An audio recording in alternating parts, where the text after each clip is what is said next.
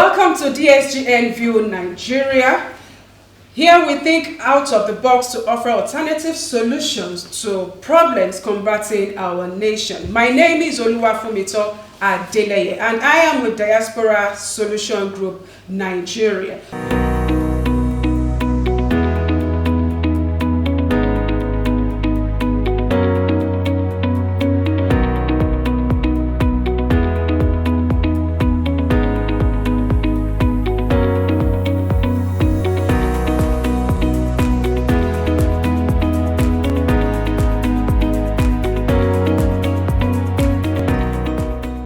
Thank you for joining us. On today's show, we will be looking at a topic that is public health system in Nigeria. And I have a very prominent individual in the studio to do justice to this topic for us. But what exactly is public health and the challenges that we face in Nigeria? Okay, Nigeria and the United States are vastly different public health landscape, shaped by economic, infrastructural, and social factors.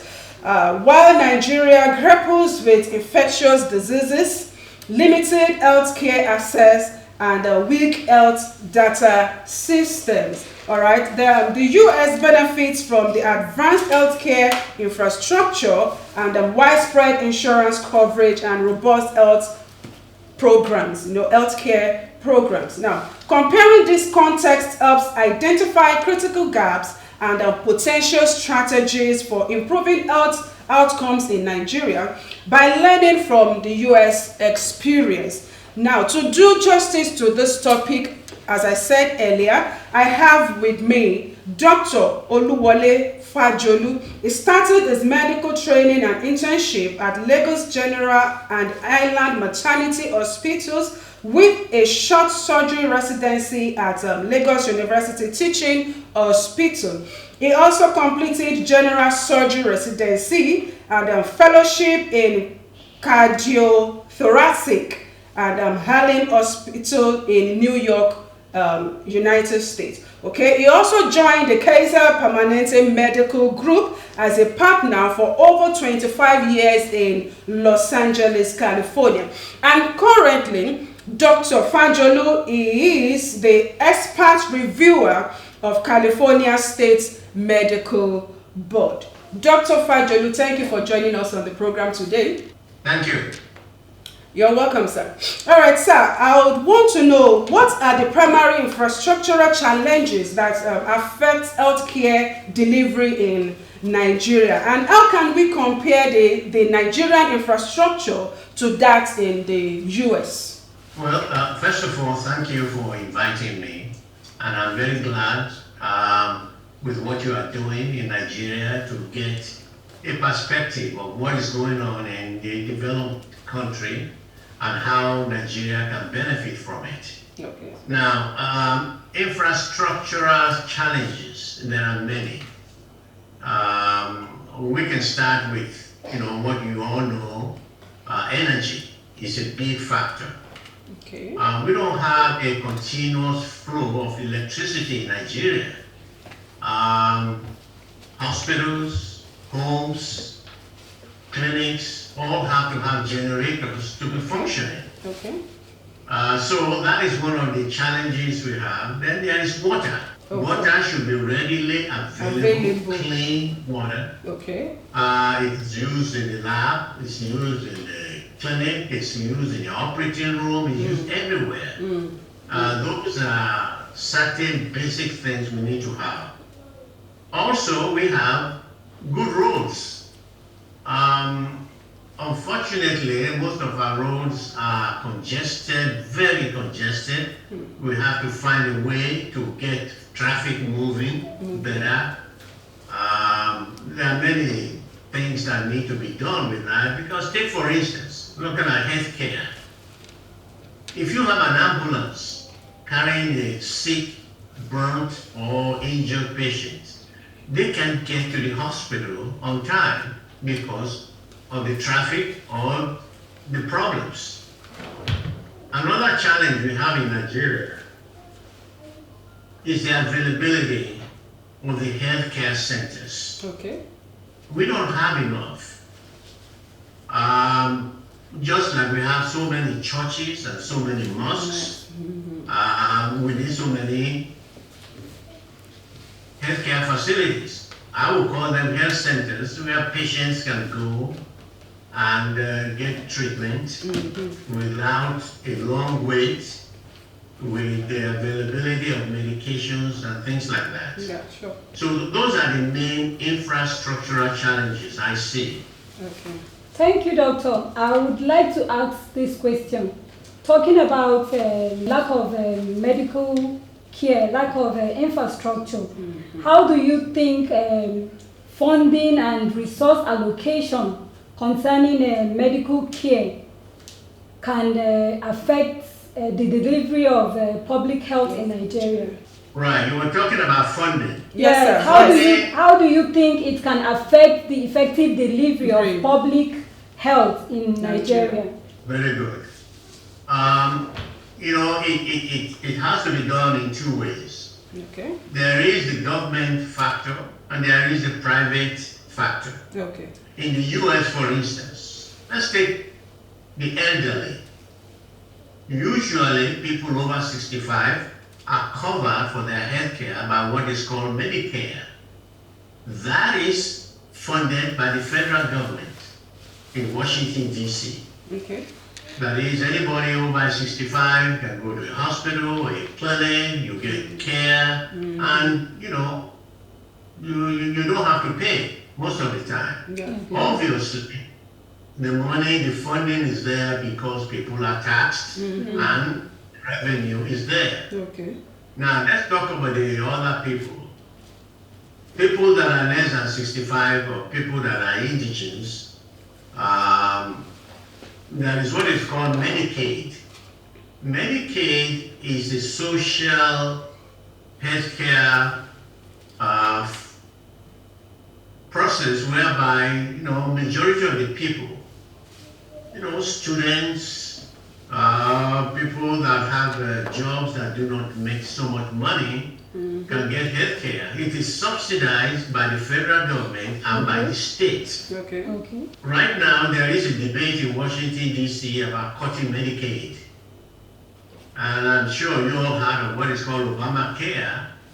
That is, it's not a welfare health care, but it's sort of a provision whereby people that do not have jobs or people that do not have adequate income from their jobs can get health care. So the funding is both ways, the government and the private sector. Okay. Private sector also build hospitals, facilities whereby people can go and get health care. Now, Nigeria can borrow from this. Fortunately, there was a way that the Lagos State in particular could get taxes from people that are in the market. That is, you can raise revenue that way, so that with that revenue, you can channel it into building health centers, you can channel it into getting medications, and hire doctors and nurses to take care of that. All right, Doctor, I'd like to ask you that, is there any way whereby there are differences in how Nigeria and US take cognizance of disease surveillance? Are there differences? Do they do it better there than we do it here? I think we do more or less the same thing. Okay. I think it's very similar. I remember when I was in boarding school in Nigeria, if we got measles, we were quarantined to a particular hospital. Yeah. The same thing is done in the US. Oh. Just like in any hospital here, if you get a patient with tuberculosis or COVID or any communicable disease, okay. immediately, one, you report it to the health authorities, Okay. so that they can, do an analysis, get to the home of that patient, make sure it doesn't contaminate the family members, and also have him away from the general public. Okay. Thank you, I Doctor. think it is very similar.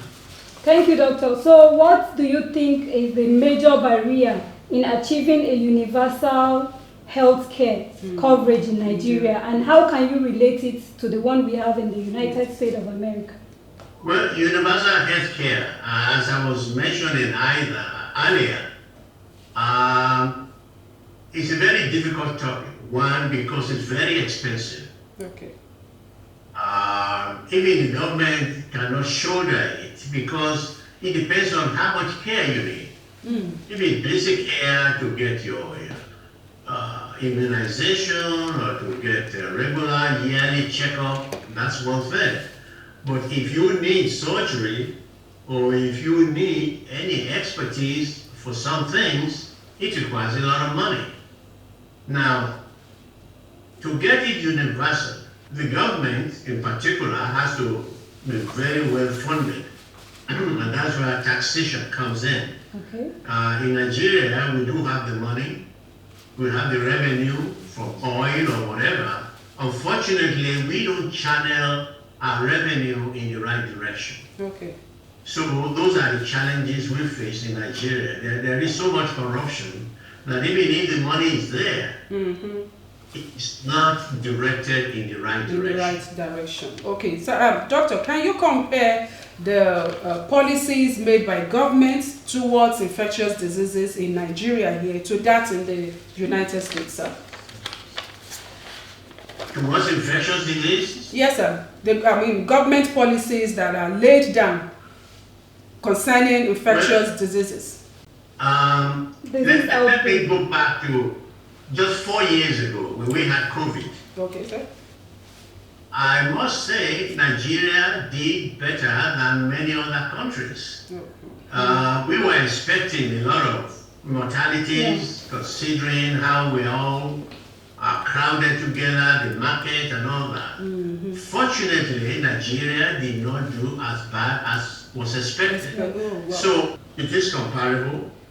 Nigerians abide by the closure of schools, closure of churches, closure of mosques when there is a massive, healthcare crisis. Now, Doctor, let me ask, I don't know if this is true, but we hear that over there in America, once somebody is placed on emergency, that he's being treated for free. So how can you explain that? Is it true?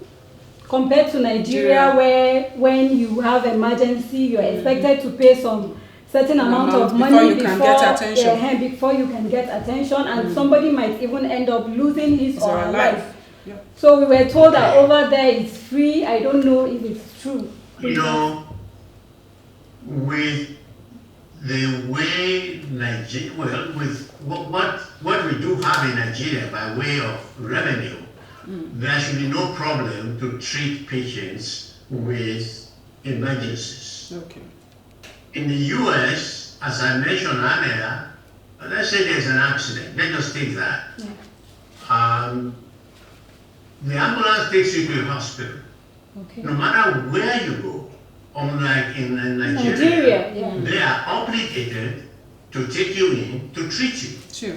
Otherwise, that such clinic or that hospital is fine. Then they need to close it down. That is, it doesn't matter whether you are. All right, Doctor, sir, I would want you to give us is there a difference between the rate at which healthcare workers are active here to that in the USA?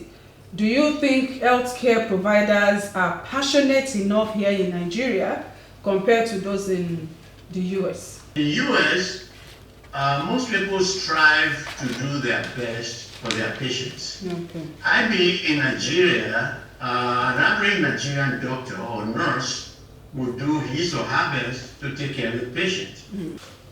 Therefore, I can see where a Nigerian doctor can be very overwhelmed about delivery of care.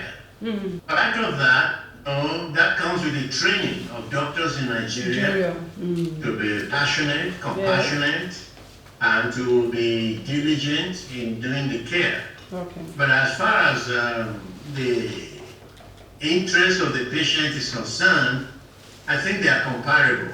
Okay. I don't think Nigerian nurses or physicians are any less able or compassionate than physicians in America. What we do not have in Nigeria is adequacy of healthcare providers. Okay.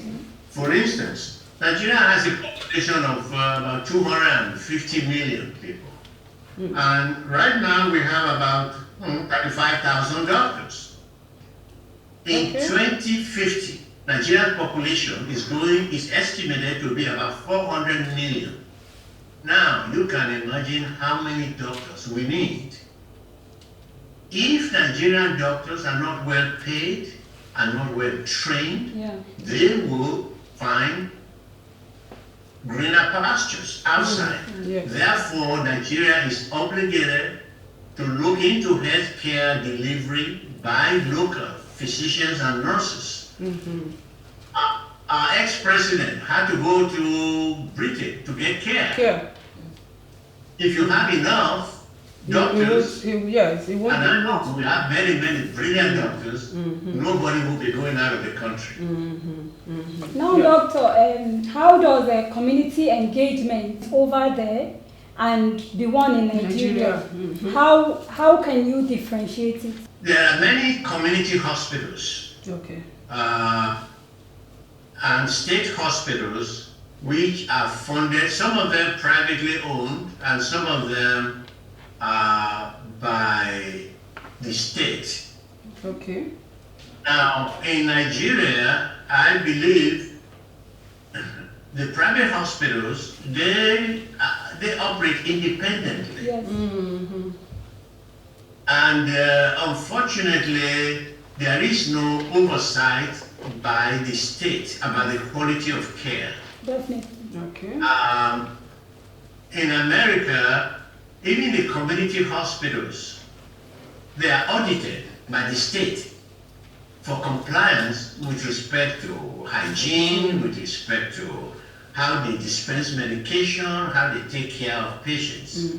What I'm trying to say is, even though community hospitals may not be owned by private corporations, may be owned by the state or the local government, there is still an oversight by the state that sanctions them if they do not comply with a particular modality of care or treatment. And they can be closed. And if they are closed, revenue doesn't flow to them. So in Nigeria, we can't just let hospitals do whatever they like. All right, thank you very much, Doctor. We'll be right back with you. Stay tuned, sir.